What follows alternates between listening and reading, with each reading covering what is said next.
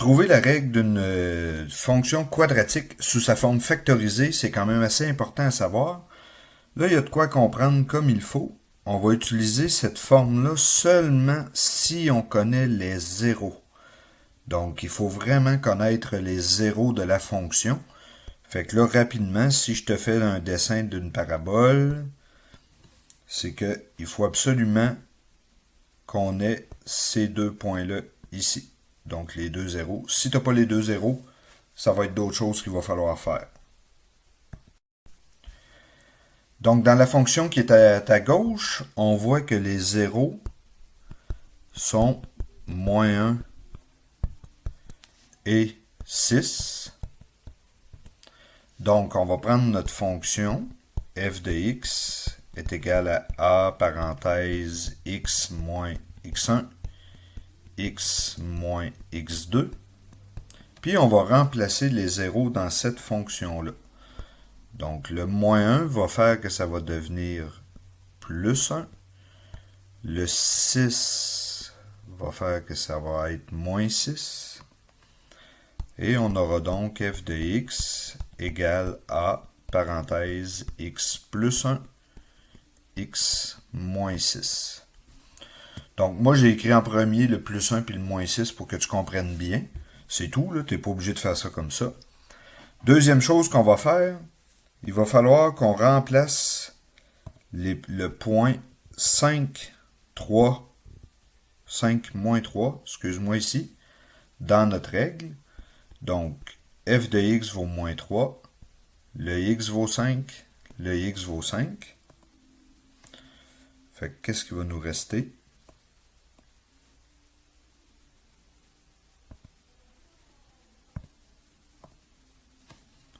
Égale à, parenthèse, plus 1, parenthèse, moins 6.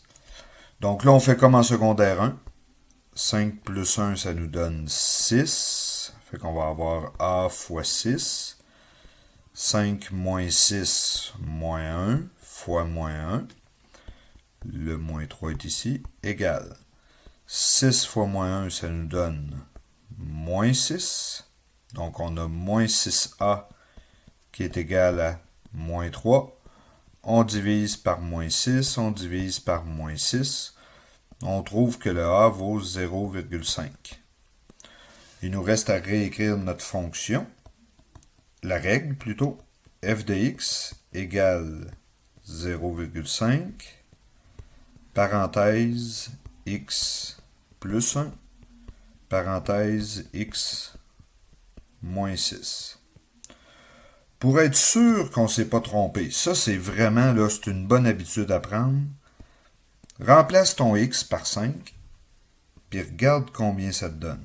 Donc, 0,5, 5 plus 1, 5 moins 6, ça nous donne 0,5 fois 6 fois moins 1. Donc, ça nous donne 3 fois moins 1, moins 3. Si j'arrive à la même réponse que le point qui m'était donné, ben, je me suis probablement pas trompé. C'est sûr qu'il y a d'autres choses qui peuvent amener des erreurs, mais tu as bien des chances de ne pas peut-être tromper. Pour que tu comprennes bien, je te donne un deuxième exemple, seulement pour être certain que tu as bien compris.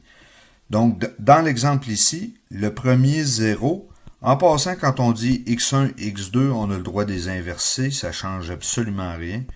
Donc, juste pour faire exprès, ici, je vais dire que le x1, c'est 6. Pardon, 5. Excuse-moi. On va dire que le x1, c'est 5 et le x2, c'est 0. On va remplacer ça dans notre formule. Ça va donc nous donner f de x égale à a, parenthèse, x moins 5, parenthèse, x moins 0, ben ça donne seulement x. Donc, on peut seulement juste écrire x. Ensuite, on va prendre le 4, 8, le point 4, 8 qui est connu et on va le remplacer dans notre fonction. Ça va nous donner 8, 4 et 4 ici, Donc là, en passant, là, moi, c'est juste parce que ça va mieux l'écrire de même. Tu l'écriras comme tu voudras quand tu feras tes exercices. Donc moi, je veux que tu comprennes que j'ai remplacé le f de x par 8 et le x par 4. Et là, on fait comme j'ai dit tantôt. On va calculer combien ça vaut. Ça va nous donner a fois moins 1 fois 4 égale à 8. Fait qu'on arrive que 8 est égal à moins 4a. On divise par moins 4, on divise par moins 4. On trouve que moins 2 est égal au a. On va réécrire notre règle. Oublie pas le f de x, c'est assez important pour dire que c'est vraiment une règle d'une fonction. Donc f de x est égal à moins 2, parenthèse. Non, je ne mettrai pas de parenthèse parce que souvent dans les corrigés, ce ne sera pas tout à fait écrit comme ça. Je vais te l'écrire vraiment comme dans les corrigés. Souvent, on va voir moins 2x, parenthèse, x, moins 5. Donc, c'est souvent écrit comme ça. Encore là, on peut vérifier, est-ce que c'est vrai quand x vaut 4 et que y vaut 8, que ça fonctionne. Ça, c'est vraiment à ton choix. Puis, il y a une autre petite affaire aussi que tu pourrais regarder, là. Si ton a il est négatif, OK? Ben, ça te donne une idée que ta fonction, faut qu'elle soit, ta parabole, faut qu'elle soit orientée comme ceci. Donc là, ça te donne aussi une idée, voir si tu t'es trompé. Tu peux avoir fait d'autres erreurs encore là, mais souvent, ça peut être une manière de voir si tu l'as eu aussi. Donc là, c'est important de faire beaucoup d'exercices là-dessus.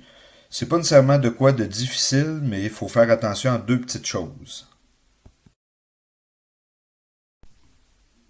Fait que là, pour être certain que tu as bien compris, rappelle-toi que dans la formule, c'est x moins x1, x moins x2.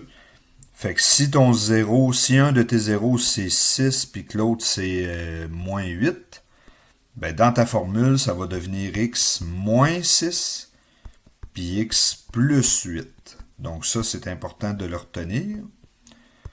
Ensuite, ton a, rappelle-toi que si ta fonction est orientée comme ceci, il faut absolument que ton a te donne un a positif. Puis si ta fonction est orientée vers le bas comme ceci, il faut absolument que ton a soit négatif. Fait que ça, c'est deux affaires importantes à retenir pour voir si tu l'as eu bon ou non, ou ça te donne une idée si tu l'as eu. C'est important de pratiquer ça beaucoup. Lâche pas.